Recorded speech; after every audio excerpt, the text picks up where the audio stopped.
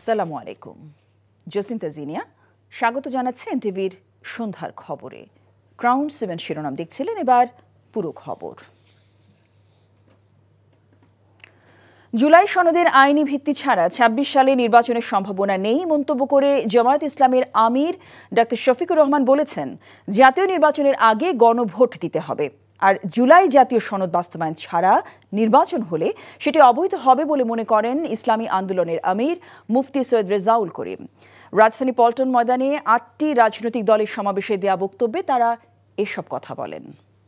আয়নাল আহমেদ ও ফরিদ আহমেদ ভূঁইয়ার ক্যামেরায় নূর হোসেনের রিপোর্ট।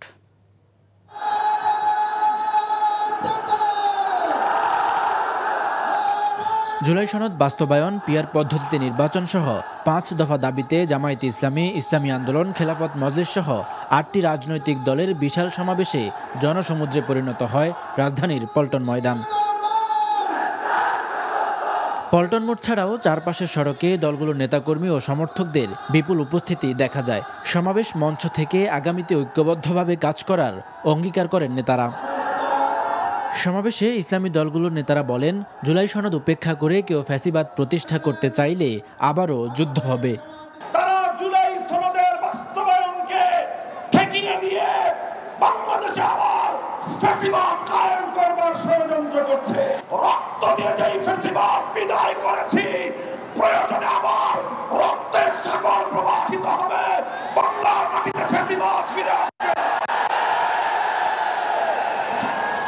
গণভোটের মাধ্যমে জুলাই সনদের আইনি ভিত্তি দেয়া না হলে আগামী নির্বাচন অবৈধ হবে বলে মন্তব্য করেন ইসলামী আন্দোলনের আমির। আপনারা জাতীয় নির্বাচন করবেন কোন আইনের ভিত্তিতে? সেই আইনের ভিত্তি হলো জুলাই সনদ যখন আইনে ভিত্তি পাবে তখন জাতীয় নির্বাচন আইনি ভিত্তিতে হবে, অবৈধ নির্বাচন হবে। আগামী ফেব্রুয়ারিতে জামায়াতে ইসলামী নির্বাচন চায় উল্লেখ করে নির্বাচনের আগে গণভোট দেওয়ার দাবি জানান দলটির আমির ডাক্তার শফিকুর রহমান। আমরা চাই আগামী ফেব্রুয়ারিতে রোজার আগেই জাতীয় সংসদ নির্বাচন অনুষ্ঠিত হোক। এইটা নিয়ে কেউ ধূম্রজাল সৃষ্টি করার পায়তারা চালাবেন না। জুলাই সনদেই যদি আপনি গণতন্ত্রের প্রতি শ্রদ্ধা না দেখান, জাতীয় নির্বাচনে আপনি শ্রদ্ধা দেখাবেন কিভাবে? গণভোট আগে হওয়াই হচ্ছে যুক্তিযুক্ত। এর মধ্যে দিয়ে আইনি ভিত্তির পাটাতন তৈরি হবে ইনশাআল্লাহ।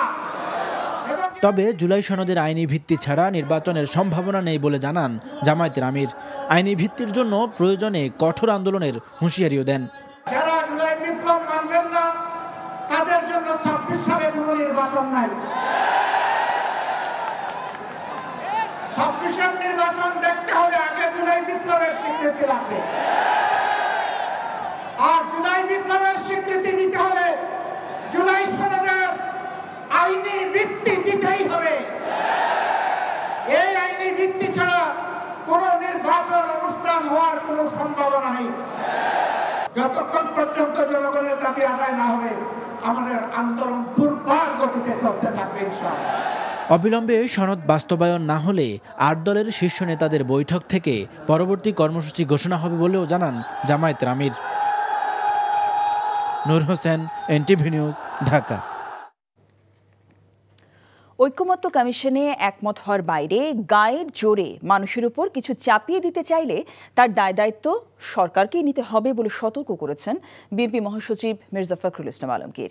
এদিকে দলটির স্থায়ী কমিটির সদস্য ডক্টর খন্দকার মোশাররফ হোসেন বলেছেন, সরকারের চাপিয়ে দেয়া কিছু মানতে বাধ্য নয় রাজনৈতিক দলগুলো। ঠাকুরগাঁও এবং ঢাকায় আলাদা অনুষ্ঠানে তারা এসব কথা বলেন। ইফতেখার রেজা রিপোর্ট।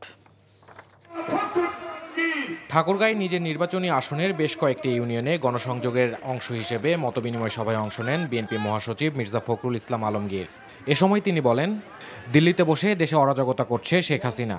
দেশের সম্পদ নষ্ট করবে আর দিল্লিতে আরামে বসে থাকবে, তাকে কি আমরা এই দেশে আসতে দিব? সাহস তুমি আসো, এই দেশের সামনে, জনগণের সামনে আসে রাজনীতি করো। মির্জা ফখরুল বলেন, জাতীয় ঐকমত্য কমিশনে একমত হওয়ার বাইরে কিছু মানবে না মানুষ। দীর্ঘ ৯ মাস আপনি যে সংস্কারের নাম করে সব রাজনৈতিক দলগুলোর সাথে কথাবার্তা বললেন এবং একটা একমত হলেন অনেকগুলো বিষয়ে, সেই একমত হওয়ার বিষয়ের বাইরে আপনি কোনো কিছু যদি গায়েব করে এই দেশের মানুষের উপর চাপাই দিতে চান, তার সব দায় দায়িত্ব আপনার দেশের মানুষটা গ্রহণ করবে না। এদিকে বিএনপি চেয়ারপারসনের গুলশান কার্যালয়ে দলের স্থায়ী কমিটির বৈঠকে সিদ্ধান্ত জানাতে করা সংবাদ সম্মেলনে জুলাই সনদের বিষয়ে সতর্ক পদক্ষেপ গ্রহণের জন্য সরকারের প্রতি আহ্বান জানানো হয়। সরকারের সিদ্ধান্ত ঘোষণার ক্ষেত্রে যেসব বক্তব্য দিচ্ছেন তা বিভ্রান্তিকর এবং ঐকমত্যের ভিত্তিতে গৃহীত সিদ্ধান্ত অগ্রাহ্য করার শামিল। আমরা স্পষ্ট ভাষায় বলতে চাই যে জুলাই জাতীয় সনদে উল্লেখিত বিষয়দের বাইরে সরকার কোনো সিদ্ধান্ত ঘোষণা করলে সনদে স্বাক্ষরকারী কোনো দলের জন্য তা মান্য করার বাধ্যবাধকতা থাকবে না। স্বাক্ষরিত সনদের বাইরে গিয়ে রাজনৈতিক দলের কেউ কেউ নতুন নতুন ইস্যু তৈরি করে অযৌক্তিক আন্দোলন করছে বলে উল্লেখ করেন বিএনপির নেতারা। সংবিধান গৃহীত হয়ে যাওয়ার পরে রাষ্ট্রপতির আদেশ জারির আর কোনো বিধান রইল না, সেটা বিলুপ্ত হলো। এখন কি রকম আদেশ দিবে, সেই আদেশের মর্যাদা কি আইনি মর্যাদা হবে সেটা এখনো সরকার নির্ধারণ করেনি। একমাত্র অধ্যাদেশ প্রণয়ন করা ছাড়া রাষ্ট্রপতির অন্য কোনোভাবে আইন প্রণয়ন করার ক্ষমতা এখন নেই। সরকার আলোচনার আহ্বান জানালে তাতে সুযোগ থাকতে পারে বলে মনে করে BNP. Iftekhar Reza, NTV news, Dhaka. July সনদ বাস্তবায়নে সরকারের নেওয়া পদক্ষেপ আগামী 3 থেকে 4 দিনের মধ্যেই জানানো হবে বলে জানিয়েছেন আইন উপদেষ্টা আসিফ নজরুল। সরকারের নেওয়া সিদ্ধান্ত সকল রাজনৈতিক দল মেনে নেবে বলেও আশা প্রকাশ করেন তিনি। বিকেলে বিচার প্রশাসন প্রশিক্ষণ ইনস্টিটিউটে আয়োজিত মতবিনিময় সভা শেষে সাংবাদিকদের প্রশ্নের জবাবে একথা বলেন তিনি। জুলাই সনদ নিয়ে উপদেষ্টা পরিষদের বিভিন্ন পর্যায়ে আলোচনা চলছে উল্লেখ করে তিনি আরও বলেন, দেশ ও জনগণের কল্যাণে এই সনদ বাস্তবায়ন করা হবে যাতে সকল দলের প্রত্যাশার প্রতিফলন ঘটবে। বিচার বিভাগ সংস্কার কমিশনের দেয়া প্রস্তাবের 70% ইতোমধ্যেই বাস্তবায়ন করা হয়েছে। আগামী নির্বাচনের মাধ্যমে যারা ক্ষমতায় আসবেন তারা যেন বর্তমান সরকারের করা সংস্কারগুলো ধরে রাখেন সেই অনুরোধ জানান আইন উপদেষ্টা। দলগুলোকে নিজেদের মধ্যে আলাপ আলোচনা করে আমাদের একটা ঐক্যবদ্ধ নির্দেশনা দিবেন, এই ধরনের একটা প্রত্যাশা করেছিলাম। কিন্তু এই প্রত্যাশা করে আমরা বসে থাকি নাই, আমরা নিজেদের মতো কাজ করেছি। আমরা এই জুলাই সনদ বাস্তবায়নের ব্যাপারে কি পদক্ষেপ গ্রহণ করছি এটা আপনারা আগামী ধরেন 3-4 দিনের মধ্যেই পরিষ্কারভাবে জানতে পারবেন। এবং আমরা চেষ্টা করছি সকল দলের প্রত্যাশার মধ্যে সমন্বয় ঘটিয়ে দেশের স্বার্থে, জনগণের স্বার্থে যেই ধরনের একটা পদক্ষেপ নেওয়া প্রয়োজন সেটাই আমরা নিতে যাচ্ছি। নির্বাচনী সীমানা পুনর্নির্ধারণ নিয়ে উচ্চ আদালতে মামলার কারণে জাতীয় নির্বাচনের তফসিল ঘোষণায় প্রভাব পড়তে পারে বলে মনে করছেন নির্বাচন কমিশন সচিব আখতার আহমেদ। এদিন আসন্ন জাতীয় নির্বাচনে পোস্টার নিষিদ্ধ ও আচরণ বিধি লঙ্ঘনের দায়ে সর্বোচ্চ 6 মাসের কারাদণ্ডের বিধান রেখে রাজনৈতিক দল ও প্রার্থীর আচরণ বিধিমালার গেজেট প্রকাশ করা হয়েছে।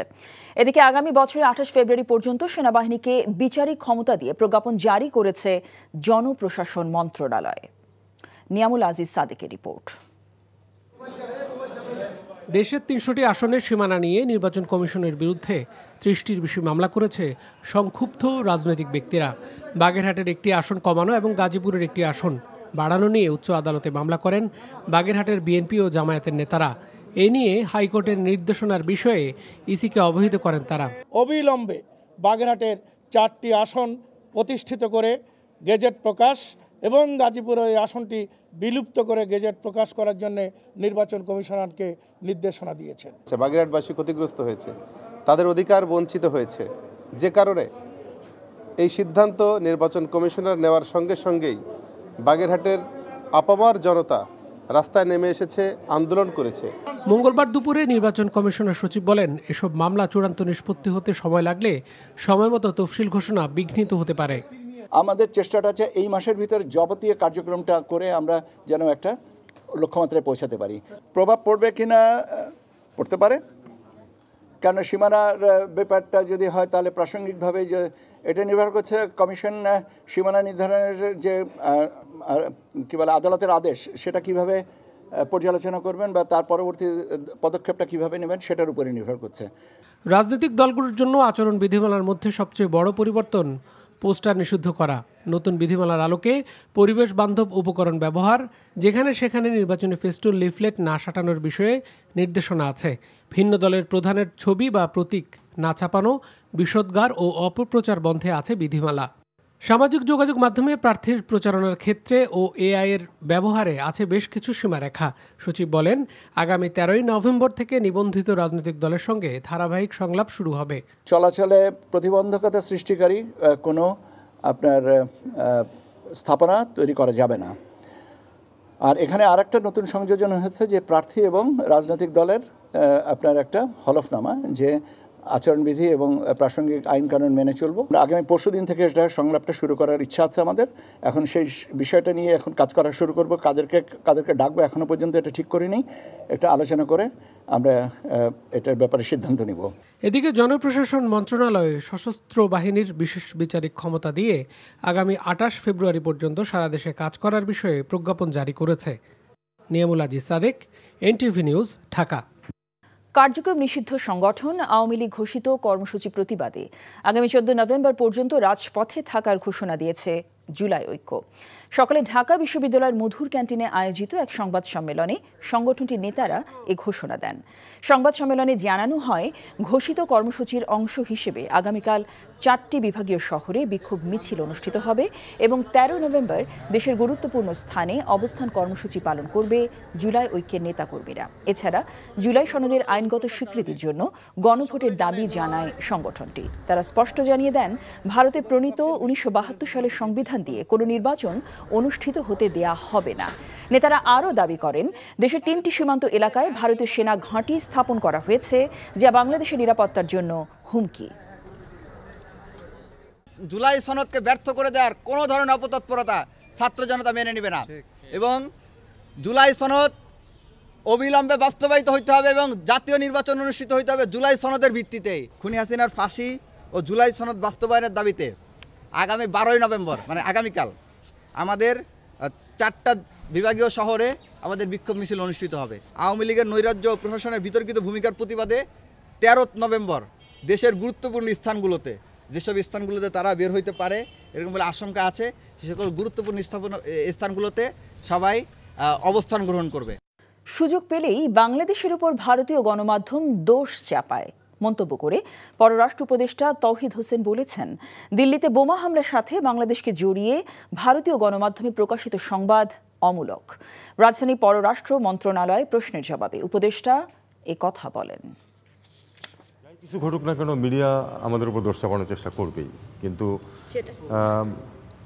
কোনো কারণ নেই এটা বিশ্বাস করার। কোনো সেন্সিবল লোক তো এটা বিশ্বাস করবে না। জাতিসংঘে অ্যাপিল করেছে যে কেউ যে কোনো কিছু এবং সেই বিচার নিয়ে তারা জাতিসংঘ যদি আমাদেরকে কিছু বলে, জাতিসংঘ যদি আমাকে কিছু বলে তখন will take care of it. 4 কৃষককে ব্যবসায় সাজিয়ে ভুয়া কোম্পানি খুলে ইউনাইটেড কমার্শিয়াল ব্যাংক থেকে ঋণ নিয়ে প্রায় 32 কোটি টাকা আত্মসাৎ করেছেন সাবেক ভূমিমন্ত্রী সাইফুজ্জামান জাভেদ। এমন অভিযোগে জাভেদ ও তার পরিবারের সদস্যদের বিরুদ্ধে 4টি মামলা করেছে দুদক। বিকেলে রাজধানী সেগুনবাগিচায় দুদক কার্যালয় সংবাদ সম্মেলনে এ তথ্য জানিয়েছেন সংস্থাটির মহাপরিচালক আখতার হোসেন। তিনি বলেন, এই মামলায় সাইফুজ্জামান জাভেদ ছাড়াও আসামি করা হয়েছে তার স্ত্রী ও ব্যাংকের সাবেক চেয়ারম্যান রুকমিলা জামান, ভাই আনিসুজ্জামান ও আসিফুজ্জামান, বোন রুকসানা জামান এবং ব্যাংকের সাবেক পরিচালক বশির আহমেদকে। এদিকে মালয়েশিয়ায় কর্মী পাঠাতে 5 গুণ অর্থ গ্রহণের অভিযোগে 4টি রিক্রুটিং এজেন্সির 11 জনের বিরুদ্ধে পৃথক 4টি মামলা করেছে দুদক। এসব মামলায় সিন্ডিকেটের মাধ্যমে অতিরিক্ত অর্থ আদায় করে 310 কোটি 93 লাখ 95 হাজার টাকা আত্মসাৎ ও পাচারের অভিযোগ আনা হয়েছে। সরকারের এজেন্ট হিসাবে অবৈধ পারিতোষিক গ্রহণ করে মালয়েশিয়ায় প্রেরিত কর্মীদের নিকট হতে পাসপোর্ট, স্বাস্থ্য পরীক্ষা এবং প্রতি কর্মীর নিকট হতে নির্ধারিত ফি এর অতিরিক্ত অর্থ গ্রহণ করে এই 4টি প্রতিষ্ঠান সর্বমোট 18,563 জন কর্মীকে বিদেশে প্রেরণ বাবদ 310 কোটি 93 লক্ষ টাকারও বেশি অর্থ আত্মসাৎ এবং উক্ত অর্থ স্থানান্তর, রূপান্তর এবং হস্তান্তর করার অপরাধ অনুসন্ধানকালে প্রমাণিত হয়েছে। সমালোচনাকে সঙ্গী করেই বাংলাদেশ দলকে এগিয়ে নিতে চান বাংলাদেশ দলের কোচ হাবিয়ের ক্যাবরেরা। দর্শকদের সমালোচনা সহ্য করা কোচিং পেশারই একটা অংশ বলে জানিয়েছেন তিনি। অন্যদিকে দলের সবচেয়ে বড় তারকা হামজা চৌধুরীর সব পরিকল্পনা ভারত ম্যাচকে কেন্দ্র করে। আরও জানাচ্ছেন কুশল ইয়াসের। প্রধান কোচ হেভিয়ের ক্যাব্রেরাকে নিয়ে নাখোশ বাংলাদেশ দলের সমর্থকরা। বাফুফের কর্মকর্তাদের অনেকের অপছন্দের পাত্রে পরিণত হয়েছেন এই স্প্যানিশ কোচ। এশিয়ান কাপ বাছাইয়ের ম্যাচগুলোতে দারুণ খেললেও অল্পের জন্য জয়বঞ্চিত হয়েছেন হামজা জামালরা। ক্যাব্রেরার ট্যাকটিক্স নিয়েও উঠেছে নানা প্রশ্ন। তবে কোচিং আর সমালোচনাকে একে অপরের পরিপূরক হিসেবে দেখছেন coach. Part of this job, I have gone through all kind of ups and downs. এটা কোচিং পেশার একটা অংশ। আমি সমালোচনা শুরু থেকেই শুনে আসছি, তবে সবাই আমাদের নিয়ে ভাবে, দলকে সম্মান করে। আমাদের দল আসলেই ভালো খেলে আসছে। আমার বিশ্বাস জয় পেলেই সবকিছু স্বাভাবিক হয়ে আসবে। এদিকে ঢাকায় নেমে ব্যস্ত সময় পার করলেও হামজার মনোযোগ ভারতের বিপক্ষে ম্যাচ নিয়ে। আমাদের সামনে দুটি ম্যাচ রয়েছে, তাই আমি এই ম্যাচগুলো নিয়েই ভাবছি। চেষ্টা করব শতভাগ মনোযোগ দিয়ে সেরাটা তুলে ধরতে, বিশেষ করে ভারত ম্যাচে। বৃহস্পতিবার প্রস্তুতি ম্যাচে বাংলাদেশ লড়বে নেপালের বিপক্ষে। 18 নভেম্বর এই এফসি বাছাইয়ের প্রতিপক্ষ ভারত। কুশল ইয়াসির, NTV নিউজ, ঢাকা। এই ছিল সন্ধ্যার খবরে। এই খবরের ভিডিও সহ আপডেট জানতে ভিজিট করুন NTV অনলাইন www.ntvbd.com। এছাড়াও NTV জনপ্রিয় সব অনুষ্ঠান ও খবরের আপডেট জানতে ভিজিট করুন আমাদের ইউটিউব ও ভেরিফাইড ফেসবুক পেজ।